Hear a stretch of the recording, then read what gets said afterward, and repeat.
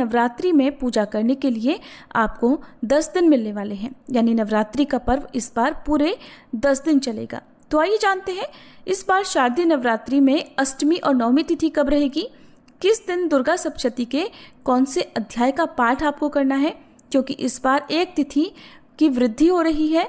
अखंड ज्योत यदि आप जला रहे हैं तो उसके क्या क्या नियम होने चाहिए, और अगर गलती से अखंड ज्योत बुझ जाए तो क्या करें, और अखंड ज्योत कितने दिनों तक जलानी चाहिए, अखंड ज्योत को अंतिम दिन किस प्रकार से शांत करना चाहिए, ये भी आप जानेंगे।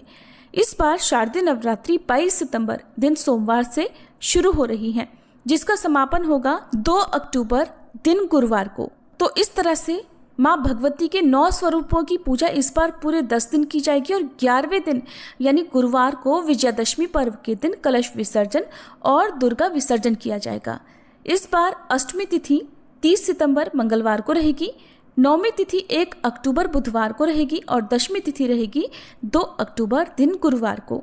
हिंदू धर्म में नवरात्रि के दिनों में अष्टमी और नवमी तिथियों का सबसे अधिक महत्व माना गया है, क्योंकि महाअष्टमी के दिन मां महागौरी की पूजा की जाती है, जो कि शुद्धता, सौभाग्य और मंगल का प्रतीक होता है, और इस दिन कन्या पूजन का भी विशेष महत्व होता है। नवरात्रि के दिनों में कन्या पूजन किया जाता है, जिसमें कुछ लोग अष्टमी के दिन तो कुछ लोग नवमी तिथि के दिन कन्या पूजन करते हैं।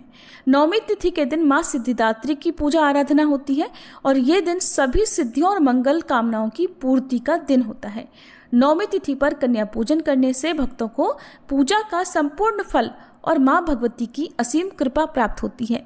इस बार अष्टमी तिथि 29 सितंबर सोमवार शाम 4:32 से शुरू होगी, जिसका समापन 30 सितंबर मंगलवार शाम 6:06 पर होगा। ऐसे में उदय तिथि के अनुसार 30 सितंबर मंगलवार को अष्टमी तिथि रहेगी। नवमी तिथि 30 सितंबर मंगलवार को शाम 6:07 से शुरू होकर 1 अक्टूबर बुधवार को शाम 7:01 पर समाप्त होगी, और ऐसे में उदय तिथि के अनुसार 1 अक्टूबर बुधवार को नवमी तिथि रहेगी।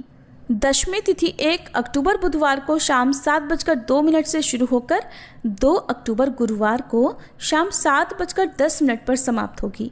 तो ऐसे में उदय तिथि के अनुसार इस बार दशमी तिथि 2 अक्टूबर गुरुवार की रहेगी। नवरात्रि के पहले दिन कलश स्थापना की जाती है और माँ शैलपुत्री की पूजा की जाती है। तो इस बार 22 सितंबर सोमवार को कलश स्थापना का पहला शुभ मुहूर्त, जो कि सुबह का रहेगा, सुबह 6:09 से 8:06 तक रहेगा, और अभिजीत मुहूर्त सुबह 11:49 से दोपहर 12:38 तक रहेगा। हालांकि इस दौरान भी सुबह 7:30 बजे से 9 बजे तक राहुकाल रहेगा। राहुकाल के समय में कलश की स्थापना से बचना चाहिए। इस बार शारदीय नवरात्रि का पहला दिन 22 सितंबर सोमवार को रहेगा, जिस दिन आपको श्री अर्गला, कीलक, दुर्गा कवच का पाठ करना है। इसके साथ ही श्री दुर्गा सप्तशती के पहले अध्याय का पाठ भी आपको इस दिन करना होगा। नवरात्रि का दूसरा दिन रहेगा 23 सितंबर मंगलवार को, और इस दिन श्री दुर्गा सप्तशती का दूसरा और तीसरा अध्याय पढ़ा जाता है। तीसरा दिन रहेगा 24 सितंबर बुधवार को, और इस दिन श्री दुर्गा सप्तशती का चौथा अध्याय पढ़ना चाहिए। इस बार तृतीया तिथि की वृद्धि हो रही है, तो 25 सितंबर गुरुवार को इस बार तृतीया तिथि मानी जाएगी, और इस दिन भी माँ चंद्रघंटा की ही पूजा की जाएगी। चौथा दिन रहेगा 26 सितंबर शुक्रवार को, और इस दिन अध्याय 5, 6, 7 और 8 पढ़ा जाएगा।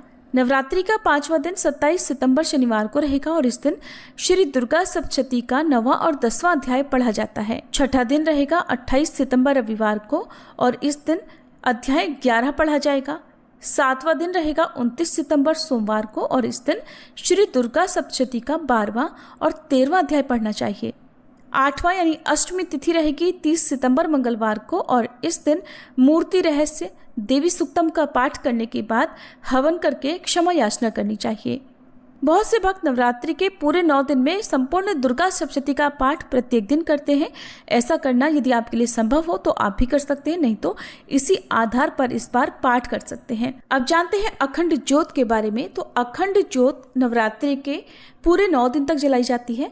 जो भक्त इस बात का संकल्प लेते हैं उन्हें पहले दिन ही अखंड ज्योत जलानी चाहिए। अखंड ज्योत में आपको कच्चे सूत या कलावे की बाती का प्रयोग करना चाहिए, क्योंकि ये बाती बहुत लंबे समय तक जलती है। आसानी से बुझती नहीं है। यदि रुई की बाती का प्रयोग करेंगे तो उसमें फूल बहुत जल्दी और बार बार बन जाता है, तो आपको बहुत ज़्यादा ध्यान रखने की आवश्यकता होगी। सर्वपिता